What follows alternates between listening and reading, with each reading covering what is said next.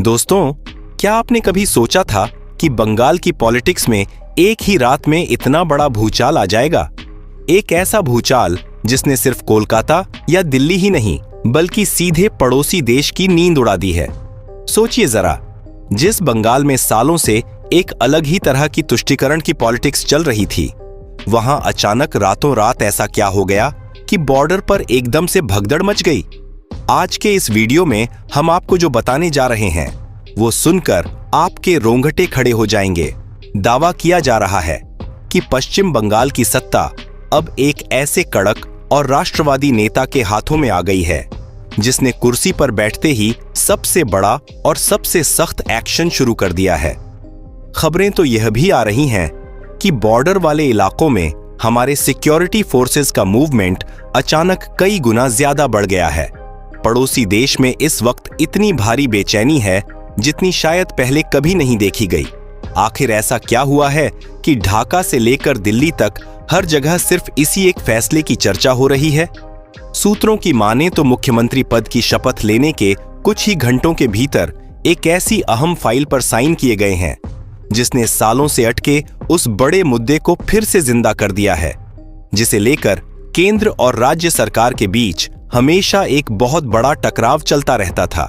दावा किया जा रहा है कि अब बॉर्डर सिक्योरिटी को लेकर एक बहुत बड़ा और सीक्रेट ऑपरेशन शुरू हो चुका है। क्या वाकई बंगाल के सारे बॉर्डर अब पूरी तरह से सील होने वाले हैं? क्या इलीगल एंट्री पर अब तक का सबसे बड़ा प्रहार होने जा रहा है? और क्या इसी वजह से बॉर्डर के पास वाले इलाकों में अचानक भगदड़ जैसे हालात बन गए हैं? दोस्तों, वीडियो को बिल्कुल भी स्किप मत करना, इसे पूरा आखिरी तक जरूर देखना, क्योंकि आज हम जो सीक्रेट्स खोलने वाले हैं वो आपको मेनस्ट्रीम मीडिया या टीवी डिबेट्स में कहीं नहीं मिलेंगे। अगर आप एक सच्चे देशभक्त हैं और देश की सिक्योरिटी को लेकर थोड़े भी सीरियस हैं, तो इस वीडियो को अभी लाइक कर दीजिए। कमेंट बॉक्स में जय हिंद भारत माता की जय जरूर लिखें और हमारे चैनल को सब्सक्राइब करके बेल आइकन जरूर दबा लीजिए ताकि ऐसी कोई भी अहम और एक्सक्लूसिव जानकारी आपसे मिस ना हो। चलिए अब सीधे असली मुद्दे पर आते हैं। बंगाल को अपना पहला ऐसा मुख्यमंत्री मिल चुका है जिसके तेवर और काम करने का तरीका बिल्कुल अलग है। इस एक बदलाव से सिर्फ बंगाल की तंग गलियों में ही हलचल नहीं मची है, बल्कि पूरे देश का पॉलिटिकल पारा 7वें आसमान पर पहुंच गया है। लेकिन दोस्तों, एक बात पर जरा गौर कीजिएगा, भारत से कहीं ज्यादा इस वक्त हमारा पड़ोसी देश खौफ के साए में जी रहा है। वहां की सरकार और कट्टरपंथियों के बीच ऐसा खौफ पहले कभी नहीं देखा गया। क्या आपको पता है ऐसा क्यों हो रहा है? ऐसा इसलिए हो रहा है क्योंकि नई सरकार ने कुर्सी संभालते ही वह कर दिखाया है जिसकी किसी ने सपने में भी उम्मीद नहीं की थी। शपथ लेने के कुछ ही घंटों के भीतर एक ऐसी फाइल पर दस्तखत हुए हैं जिसने सरहद पार पूरा हड़कंप मचा दिया है। ग्राउंड जीरो से जो खबरें आ रही हैं उनके मुताबिक बंगाल के बॉर्डर से लगे जिलों जैसे मालदा, मुर्शिदाबाद और उत्तर 24 परगना में भारतीय सेना और बीएसएफ की एक्टिविटी अचानक 10 गुना ज्यादा बढ़ गई है। क्या नई सरकार के आते ही ऑपरेशन क्लीन को पूरी तरह से हरी झंडी दे दी गई है? क्या यह वही बॉर्डर सिक्योरिटी ऑपरेशन है जिसका वादा अक्सर रैलियों में बहुत जोर शोर से किया जाता था? बॉर्डर के पास रहने वाले लोकल लोग यह बता रहे हैं कि रातों रात इल्लीगल तरीके से रह रहे लोग अपना बोरिया बिस्तर समेटकर वापस भागने को मजबूर हो गए हैं। ऐसा क्या कड़क आदेश निकाला गया है कि पड़ोसी देश के गृह मंत्री तक को इमरजेंसी में मीडिया के सामने आकर बयान जारी करना पड़ गया? आज हम आपको बताएंगे कि कैसे इस एक फैसले ने इल्लीगल माइग्रेंट्स के उस डंकी रूट को हमेशा के लिए बंद करने की पूरी तैयारी कर ली है जिससे देश को खोखला किया जा रहा था। क्या वाकई सेना ने बॉर्डर पर फ्रंटलाइन में मोर्चा संभाल लिया है? वह कौन सा फैसला है जिसने देश के दुश्मनों की रातों की नींद और दिन का चयन पूरी तरह से छीन लिया है? बस आप दिल थाम कर बैठिए और पूरी बात को ध्यान से सुनिए। दोस्तों, पॉलिटिक्स में हमेशा यह कहा जाता है कि किसी भी नेता के असली इरादे उसके शब्दों से नहीं बल्कि उसके कड़े फैसलों से पता चलते हैं, और नई सरकार ने आते ही यह पूरी तरह से साबित भी कर दिया है। शपथ लेने के चंद घंटों के भीतर बंगाल के गृह विभाग से एक ऐसी फाइल क्लियर हुई जिसकी गूंज आज हर तरफ बहुत तेज सुनाई दे रही है। खबर यह है कि सबसे पहला बड़ा फैसला 600 एकड़ जमीन को तुरंत प्रभाव से बीएसएफ को सौंपने का लिया गया है। सोचिए जरा, पिछले कई सालों से केंद्र और राज्य सरकार के बीच बॉर्डर फेंसिंग यानी तारबंदी को लेकर कितना बड़ा विवाद चल रहा था। बीएसएफ के बड़े अधिकारी बार बार यह शिकायत कर रहे थे कि बंगाल में करीब 300 से 400 किलोमीटर का एक ऐसा खुला स्ट्रेच है जहां कोई फेंसिंग नहीं हो पाई है, क्योंकि राज्य सरकार उन्हें जमीन ही नहीं दे रही थी। लेकिन नई सरकार ने आते ही बिना किसी देरी के उस फाइल पर साइन कर दिए जो बरसों से धूल खा रही थी। इसका सीधा सा मतलब यह है कि अब बंगाल का बॉर्डर पूरी तरह से पैक होने जा रहा है, कोई परिंदा भी पर नहीं मार पाएगा। लेकिन दोस्तों, बात सिर्फ यहीं पर आकर खत्म नहीं होती है। जैसे ही एडमिनिस्ट्रेशन में इस बड़े बदलाव की खबर सरहद पार पहुंची, इल्लीगल तरीके से गुस्से लोगों के बीच भारी भगदड़ मच गई। मुर्शिदाबाद और मालदा के उन रिमोट इलाकों से ऐसी तस्वीरें और खबरें लगातार सामने आ रही हैं जहां बिना किसी लीगल डॉक्यूमेंट्स के रह रहे लोग रातों रात अपना सारा सामान पैक करके बॉर्डर की दूसरी तरफ वापस भागने की कोशिश कर रहे हैं। उन्हें अब यह डर सता रहा है कि अब बंगाल में भी असम वाला मॉडल बहुत ही सख्ती से लागू होने वाला है, यानी डिटेक्ट करो, डिलीट करो और सीधा डिपोर्ट कर दो। सरकार ने बिल्कुल क्लियर कर दिया है कि अब बंगाल को फिर से उसका पुराना और असली गौरव लौट आया जाएगा, और इसके लिए सबसे पहले उन लोगों पर भारी एक्शन होगा जिन्होंने यहां का पूरा डेमोग्राफी बिगाड़ कर रख दिया है। सूत्रों के हवाले से यह भी पता चला है कि सेंट्रल होम मिनिस्ट्री के सख्त निर्देश पर सिलीगुड़ी कॉरिडोर, जिसे हम आम बोलचाल की भाषा में भारत का चिकन नेक कहते हैं, उसकी सिक्योरिटी के लिए सेना की एक्स्ट्रा बटालियनों को बिल्कुल हाई अलर्ट मोड पर रखा गया है। यह सिर्फ कोई नॉर्मल पुलिस की गश्त या रूटीन एक्शन नहीं है दोस्तों, बल्कि यह एक बहुत बड़ी और सीक्रेट स्ट्रेटेजिक घेराबंदी है ताकि फ्यूचर में कोई भी देश विरोधी ताकत भारत की अखंडता को चुनौती देने की हिम्मत तक ना कर सके। सोचिए, जिस बंगाल में इल्लीगल माइग्रेंट्स को सिर्फ एक परमानेंट वोट बैंक समझकर पाल पोस कर बड़ा किया गया, उन्हें हर तरह की सरकारी सुविधाएं दी गईं। वहां अब उनके पास अपनी जान बचाकर भागने के अलावा कोई दूसरा ऑप्शन नहीं बचा है। क्या यह एक ऐसा मास्टर स्ट्रोक है जिसके जरिए बंगाल को फिर से पूरी तरह से सेफ और सिक्योर बनाया जाएगा? दोस्तों, यह तो बस एक शुरुआत है, असली पिक्चर तो अभी बाकी है। आगे जो होने वाला है वह जानकर आप और भी ज्यादा चौंक जाएंगे। बॉर्डर सील करना तो सिर्फ बाहर की सिक्योरिटी है, असली खेल तो बंगाल के अंदर शुरू हुआ है। नई सरकार ने जो दूसरा सबसे बड़ा हथियार इस्तेमाल किया है वह है SIR यानी स्पेशल इंटेंसिव रिवीजन। गृह मंत्रालय और चुनाव आयोग के साथ मिलकर बंगाल की वोटर लिस्ट की एक ऐसी डीप और इंटेंस चेकिंग शुरू हुई है जिसके बारे में किसी ने सपने में भी नहीं सोचा था। डेटा हमें यह बताता है कि उत्तर 24 परगना, मालदा और मुर्शिदाबाद जैसे बॉर्डर वाले जिलों में वोटर्स की संख्या में जो अचानक भारी उछाल आया था वह बिल्कुल भी नॉर्मल नहीं था।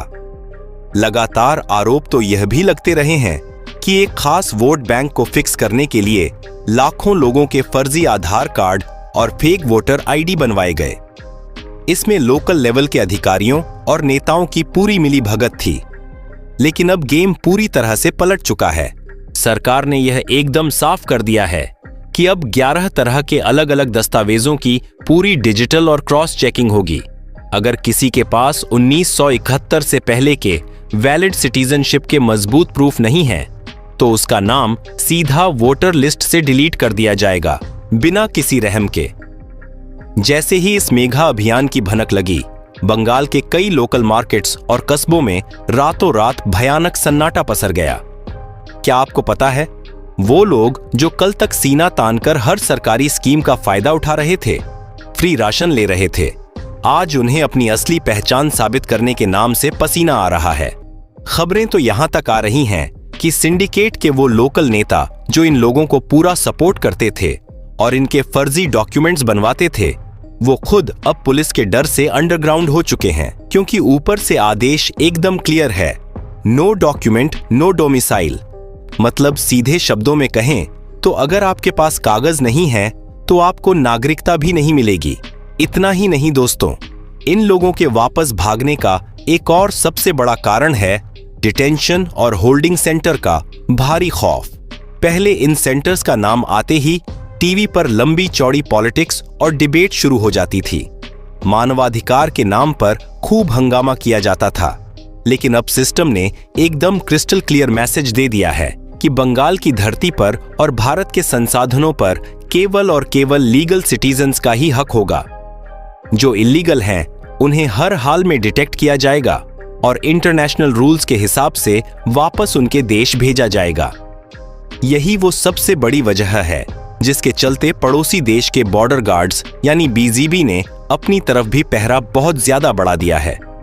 उन्हें अब यह डर सता रहा है कि भारत से रातों रात लाखों लोगों का भारी पुशबैक शुरू होने वाला है और उनके देश में एक बड़ा क्राइसिस आ सकता है। विपक्ष वाले भले ही इसे मानवाधिकार का नाम देकर संसद से लेकर सड़क तक हल्ला मचा रहे हों, लेकिन सरकार का रुख एकदम कड़क है। देश की सिक्योरिटी से बड़ा कोई मानवाधिकार नहीं होता।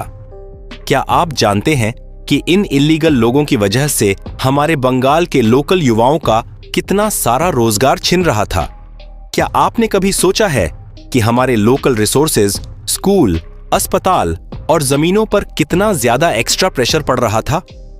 आज जब ये लोग डर कर वापस जा रहे हैं तो असल में बंगाल की वो खोई हुई असली पहचान वापस लौट रही है, जिसके लिए बंगाल हमेशा से जाना जाता था। दोस्तों, बात सिर्फ वोट बैंक की नहीं है। इसका सबसे गहरा असर उस काले कारोबार पर पड़ा है जिसने बंगाल की रगों में एक तरह का धीमा जहर घोल दिया था। शायद बहुत कम लोग ये जानते होंगे कि हमारा यह ईस्टर्न बॉर्डर दुनिया के उन खतरनाक इलाकों में से एक है जहां से नकली नोट, फेक करेंसी और खतरनाक ड्रग्स की सबसे बड़ी स्मगलिंग होती थी।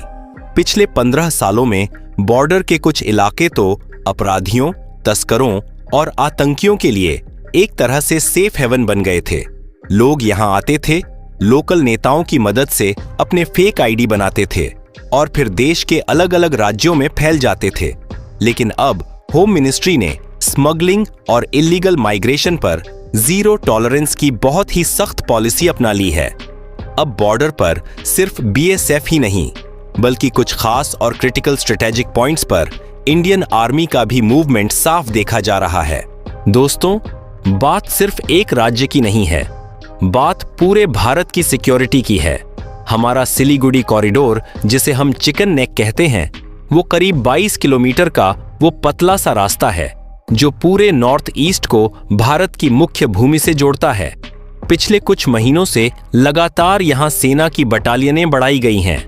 लेटेस्ट हथियारों और रसद की सप्लाई भी बहुत तेज कर दी गई है। हमारी इंटेलिजेंस रिपोर्ट यह साफ बता रही थी कि इलीगल माइग्रेंट्स इस कॉरिडोर के आसपास अपनी नई बस्तियां बसाकर भारत के इस बहुत ही अहम हिस्से को चौक करने की या टारगेट करने की कोशिश कर रहे थे। लेकिन अब जो सख्ती हुई है उसके बाद यहां कोई परिंदा भी पर नहीं मार सकता। आप खुद सोचिए जरा, इस बड़े एक्शन का क्या असर हो रहा है। पड़ोसी देश के गृह मंत्री खुद अपनी लोकल मीडिया में आकर बोल रहे हैं कि भारत की तरफ से एक बहुत बड़ा पुशबैक होने वाला है और उनकी फोर्सेस को पूरी तरह से तैयार रहना होगा। आपकी जो भी राय हो, आप जो भी सोचते हो, कमेंट सेक्शन में हमें जरूर बताइएगा, क्योंकि आपकी आवाज ही हमारे चैनल की असली ताकत है और हम आपके हर कमेंट को पढ़ते हैं। अगर आपको यह पूरी जानकारी और हमारी टीम की दिन रात की मेहनत पसंद आई हो तो इस वीडियो को एक बड़ा सा लाइक जरूर करें। इसे अपने सभी दोस्तों, अपनी फैमिली और हर उस सच्चे हिंदुस्तानी के साथ व्हाट्सएप और फेसबुक पर ज्यादा से ज्यादा शेयर करें जो देश की सुरक्षा को लेकर फिक्रमंद है। और हां, आज कमेंट सेक्शन में कोई हाय या हेलो नहीं लिखेगा। हर सच्चा हिंदुस्तानी आज कमेंट में जय हिंद या वंदे मातरम जरूर लिखे। देश की राजनीति और बॉर्डर सिक्योरिटी से जुड़ी ऐसी ही एकदम सच्ची, सटीक और एक्सक्लूसिव खबरों के लिए हमारे चैनल को अभी तुरंत सब्सक्राइब कर लें और बेल आइकन को जरूर दबाएं ताकि हमारा अगला कोई भी बड़ा वीडियो आपसे बिल्कुल भी मिस ना हो। वीडियो को पूरा अंत तक देखने के लिए आपका दिल से बहुत बहुत धन्यवाद। बंगाल बदलेगा तभी भारत और आगे बढ़ेगा। मिलते हैं आपसे ऐसे ही एक और शानदार अगले वीडियो में। तब तक के लिए अपना ख्याल रखें। जय हिंद, जय भारत।